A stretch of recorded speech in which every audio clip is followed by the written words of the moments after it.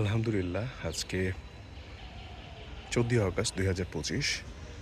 আলহামদুলিল্লাহ।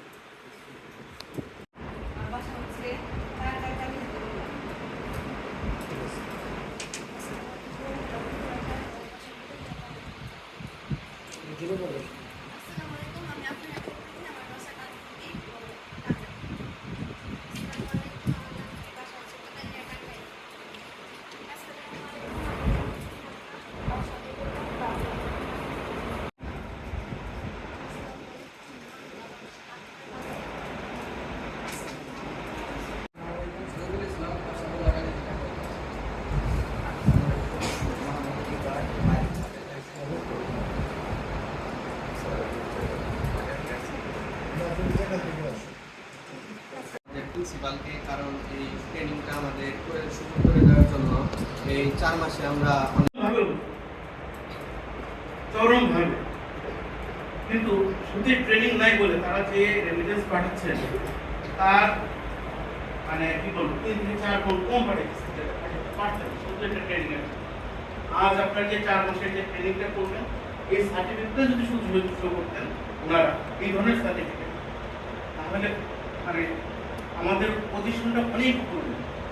এই কারণে আরপিটিআই এই ধরনের পদক্ষেপগুলো আমরা আসলে সবসময় সাধুবাদ জানাই। আর আমি তো দীর্ঘদিন ধরে এখানে আছি। আরপিটিআই এর প্রতিটা আপনাদের সাথে আমার কোনো সম্পর্ক হয় নাই, কিন্তু অন্যান্য ট্রেনিংগুলোতে আমি আমরা ক্লাসও নেই, যেটা সবার সাথে শেয়ার করি। তো এই জিনিসগুলো আমার কাছে খুব ইউনিক মনে হয়, যে একটা মানুষকে কীভাবে আগায় দেওয়া যায়, জাতিকে কীভাবে আগায় দেওয়া যায়। আরপিটিআই সর্বোচ্চ চেষ্টা করতেছে। আসলে জাতিগতভাবে তো আমরা এমনি পিছিয়ে গেছি, তারপরে যে পরিমাণ আর্থিক সহযোগিতা প্রয়োজন সেটা তো আমরা আসলে পাচ্ছি না। সেটা যদি পেতাম তাহলে হয়তো দেখুন যে দ্রুত আগে টাকায় টাকা আনে আছে না। আর্থিক সহায়তা পেলে এরকম ট্রেনিং আমরা প্রতিদিন এই জনসুখ যত ট্রেন্ড আপ হবে তত উন্নতি। আপনার কিছু হলো না, ট্রেনিংটা নিজে একটা ব্যবস্থা করে নিতে পারেন, এটা কিন্তু ইম্পর্টেন্ট। তো আমি আরপিটিআইকে ধন্যবাদ জানাই যে আপনারা আজকে কয়জন আছেন, 25 জন। এইরকম 5 গুণ 25 হতে পারে সামনে হবে আশা করি। আমি দীর্ঘদিন ধরে আরপিটিআই কাজ করি, প্রায় ক্লাস নেই প্রায় 4 বছর ধরে। তো আসলে সামনে বলাটাও ঠিক হচ্ছে না, তারপর বলি যে এই যে আজকে আপনারা এত সুন্দর একটা ড্রেস করে মানে এখানে যে আপনারা আসছেন, ঠিক এতটা গোছালো আমি আগে দেখিনি। এটা একটা ইম্পর্টেন্ট ব্যাপার। সবকিছু গোছালো হলে কাজ সহজ হয়ে যায়। সবকিছু জীবনের প্রত্যেকটা জিনিস যদি গোছানো হয় তাহলে কাজ কিন্তু সহজ হয়ে যায়। তো আমি আরপিটিআই অধ্যক্ষ এবং আজকে সভাপতি মহোদয়কে ধন্যবাদ জানাচ্ছি যে উনি এত সুন্দর করে একটা ট্রেনিং সমাপ্ত করছেন, এবং আমরা আশা করছি লেভেল 3 যদি শুরু করতে পারবেন, অবশ্য ওনাকে উদ্বোধন করতে সহায়তা লাগবে। উনি অত্যন্ত কর্মঠ। আমি যখন নতুন উনি আসলেন, আসার পর ওনার রুমে ঢুকে দেখলাম ওনার চেঞ্জ হয়ে গেছে। এটা কিন্তু একটা বড় জিনিস যে আমি কোথাও গেলে যে আমার কোনো ছাপ না রাখতে হবে, আমার ভ্যালু থাকে না। উনি সেই ভ্যালুটা তৈরি করছেন। তো আমি সঙ্গে সঙ্গে প্রশ্নটা মানে অপিনিয়ন নেওয়ার কথা, এটা আমার কাছে যেটা মনে হলো। আশা করি আমাদের মানে দেওলা, সাদালিয়া, কোদালিয়া এই যে মানুষগুলো এখানে আছেন, তারা এরকম ট্রেনিংয়ে যখনই হবে আপনারা জানবেন, আপনি এইরকম যারা শিক্ষিত কোনো এই মতো কোনো জবের মধ্যে নেই, সবাই পাঠাই আপনারাই পাঠাবেন, স্যারের সাথে কথা বলবেন। যারা যে আপনারা সবাইকে নিতে পারবেন না, অল্প অল্প করে সবাই ট্রেন্ড আপ। আর বাংলাদেশ আপনাদের দিকে তাকিয়ে আছে। আপনারা এটা মানে এই না যে আপনার অনেক বড় পজিশনে যেতে হবে, আপনার পজিশন থেকে আপনার দেশ অনেক বড় করে ফেলতে, সেই কামনা নিয়ে শেষ করেছি। আসসালামু আলাইকুম ওয়া রাহমাতুল্লাহি ওয়া বারাকাতুহু। যেটা দিবে সেটা ফিডব্যাকটা আবার প্রেরণের কাছে চলে যাবে। প্রেরক তখন কি হবে? প্রাপক হবে। আর একটা বার্তা দিবে, সেটা মাধ্যম হবে, সে প্রাপক হয়ে যাবে। এটার নামে কি? যোগাযোগ চক্র। তো যোগাযোগের যে চক্র সেটা তোমাদেরকে শিখতে হবে, কারণে যে প্রত্যেকটা ক্ষেত্রেই তোমাকে এখানে জ্ঞান আছে, নলেজ আছে।